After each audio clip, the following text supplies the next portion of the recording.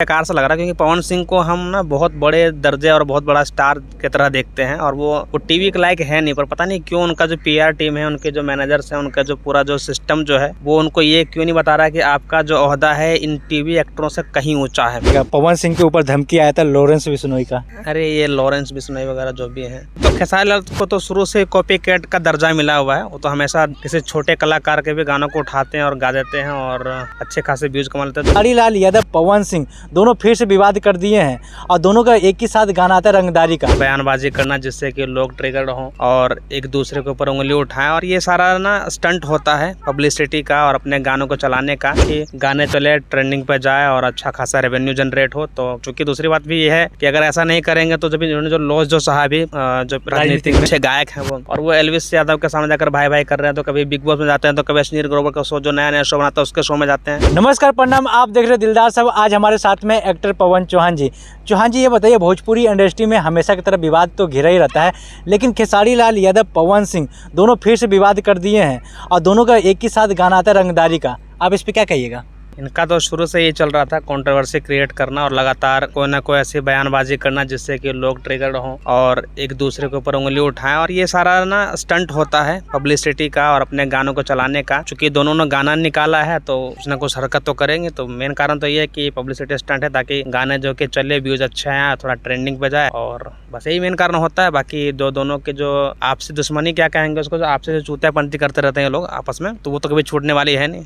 तो ये दूसरा कारण ये भी है। आपको क्या लगता है इसमें कि जो रंगदारी गाना आया है वो दोनों चोरी चोरी के कर रहे हैं? लेकिन पहले पवन सिंह गाते हैं, पहले पवन सिंह का रिलीज होता है, फिर कुछ देर बाद खेसारी लाल यादव का रिलीज होता है, लेकिन व्यू के मामले में खेसारी लाल यादव सबसे ज्यादा व्यू लाते हैं। इस पे क्या कहिएगा? हाँ, तो खेसारी लाल को तो शुरू से कॉपी कैट का दर्जा मिला हुआ है। वो तो हमेशा किसी छोटे कलाकार के भी गानों को उठाते हैं और गा देते हैं और अच्छे खासे व्यूज कमा लेते हैं। चूंकि रही बात व्यूज की, तो उनके गाने में व्यूज और ट्रेंडिंग तो जाता होता ही है, बट वही है कि चोरी करना भी इनका शुरू से चलता आ रहा है और हमेशा आरोप लगा, चाहे वो समर सिंह के गाने थे, चाहे वो छोटे कलाकार, बहुत सारे कलाकारों ने हर बार आरोप लगाया है हमारे गाने चुरा लेते हैं। तो इनकी हरकत तो है ये शुरू से। और रही बात व्यूज आने की, तो इनके गाने में व्यूज भी तो जाता ही है क्योंकि हरकत ही वैसी है ना। ठीक है, ट्रेंडिंग पे चला गया होगा गाने तो। हाँ, ये गाना ट्रेंडिंग में क्या है कि खेसारी लाल यादव जब भी विवाद करते हैं उनका गाना पुश कर जाता है एकदम ऊपर की तरफ। विवाद करने का मकसद इनका मेन वही होता है कि गाने चले, ट्रेंडिंग पे जाए और अच्छा खासा रेवेन्यू जनरेट हो। तो चूंकि दूसरी बात भी ये है कि अगर ऐसा नहीं करेंगे तो जब इन्होंने जो लॉस जो साहबी जो राजनीतिक में जो पॉलिटिक्स में जो लॉस हैं ये, तो उसकी भरपाई भी तो करना है। तो कहीं ना कहीं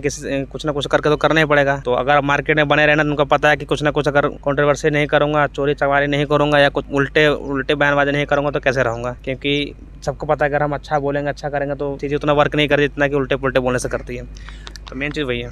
तो आप ये बताइए कि भोजपुरी के पावर स्टार पवन सिंह खाली भोजपुरी इंडस्ट्री में फेमस नहीं रहे, अब टीवी स्टार हो गए हैं। इस पे आप क्या कहिएगा? ये थोड़ा मुझे बेकार सा लग रहा है क्योंकि पवन सिंह को हम ना बहुत बड़े दर्जे और बहुत बड़ा स्टार की तरह देखते हैं और वो टीवी के लायक है नहीं। पर पता नहीं क्यों उनका जो पीआर टीम है, उनके जो मैनेजर्स हैं, उनका जो पूरा जो सिस्टम जो है वो उनको ये क्यों नहीं बता रहा कि आपका जो ओहदा है इन टीवी एक्टरों से कहीं ऊँचा है। लेकिन पता नहीं यार, ये तो मुझे बहुत डिसअपॉइंट सा लगता है कि जाकर के कभी लाफ्टर शेफ पे एल्विस यादव के सामने जाके भाई भाई कर रहे हैं। एल्विस यादव कुछ है क्या है उनके सामने? पवन एक यूट्यूबर है ना, और पवन सिंह एक कितना बड़ा स्टार है, बहुत बड़ा सिंगर है, अच्छे गायक हैं वो, और वो एल्विस यादव के सामने जाकर भाई भाई कर रहे हैं। तो कभी बिग बॉस में जाते हैं, तो कभी अश्नीर ग्रोवर का शो जो नया शो बनाता है उसके शो में जाते हैं। तो मुझे समझ में नहीं आ रहा है कि किस दिमाग से चल रहे हैं, क्या कर रहे हैं। क्योंकि ये तो अच्छी चीज़ नहीं है, क्योंकि पवन सिंह को हमने एज अ सिंगर बहुत बड़ा स्टार देखा और है भी एक्चुअली, तो उनका ये शोभा नहीं देता। बट क्यों जा रही उनके पीआर टीम उनको क्यों नहीं समझा रही, क्यों नहीं बता पा रही कि आपके लिए अच्छा नहीं है, ये नहीं हो। पर ठीक है, क्या करें यार। तो आप क्या कहिएगा? पवन सिंह के ऊपर धमकी आया था लॉरेंस बिश्नोई का।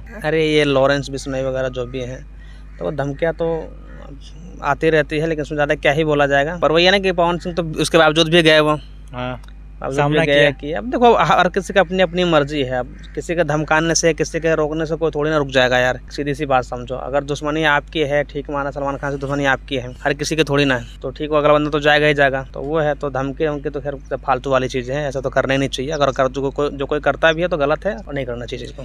तो खेसारी लाल यादव के जितने भी गाने आ रहे थे वो चल नहीं रहा था, और खेसारी लाल यादव अपने इंस्टाग्राम पे आते हैं लाइव, वो 50-60 मिनट का जैसे फिल्म रहता है उतने बड़ा वीडियो बनाते हैं लाइव, और सबको लाइन से एकदम रेल देते हैं। नाम किसी के नहीं लेते, लेकिन दिनेश लाल यादव निरहुआ कहते हैं तुम्हारा औकात नहीं है जो हमारे कुछ उखाड़ पाओगे। इस पर आप क्या कहिएगा? अब एरोगेंट दिखता है, अनपढ़ता इसे कहते हैं। अगर आप बहुत बड़े स्टार हैं या बहुत बड़े ओहदे पे कुछ भी हैं, तो वो ना आपको एक ग्राउंडेड दिखना बहुत जरूरी होता है, क्योंकि जो बहुत बड़ा आदमी होता है ना, वो ऐसे चिल्लाता नहीं है। कभी भी आपने अंबानी को नहीं देखा हो कि मैं बहुत बड़ा पैसा वाला हूँ, वो कभी आके बोले सामने में, ऐसा होता नहीं। बट इनके नॉलेज की कमी है, क्योंकि और इनका स्ट्रेटजी ही यही है कि मुझे लाइव आऊँगा, घंटों घंटों तक लाइव आऊँगा, रोऊंगा, किसी को उल्टा बोलूँगा, उसको सुनाऊंगा, उसको कहूँगा, अपने आप को डिफेंड करूँगा, अपने आप को अच्छा साबित करूँगा। तो उनका स्ट्रेटजी ही यही है, और ऐसे कर ही वो वायरल हुए हैं, और ऐसे करके ही उनके गाने चलते हैं, उनकी रोजी रोटी चल रही है। अगर वो ऐसा नहीं करेंगे तो शायद उनके गानों के पे व्यूज़ ना आए, ट्रेंडिंग में ना जाए। और सबसे बड़ी चीज़ है कि वो उनके नॉलेज को भी दर्शाता है, क्योंकि अगर किसी के पास एक अच्छी नॉलेज हो, अच्छा कलाकार हो, तो वह ऐसा कर ही नहीं सकता है कि दूसरे कलाकार को नीचा दिखाना, किसी और को गलत बोलना, अपने आप को अच्छा बोलना। एक अच्छे पढ़े लिखे इंसान और अच्छे कलाकार की निशानी ये नहीं है। तो बाकी तो उनकी आदत है और उनकी नॉलेज की बात है। तो ये थे पवन चौहान जी, जो कि खेसारी लाल यादव पवन सिंह के बारे में बताया। क्या इनके बातों से सहमत है तो कमेंट में अपना राय जरूर बताइएगा। मिलते हैं अगले वीडियो में। जय हिंद, जय भारत, जय बिहार।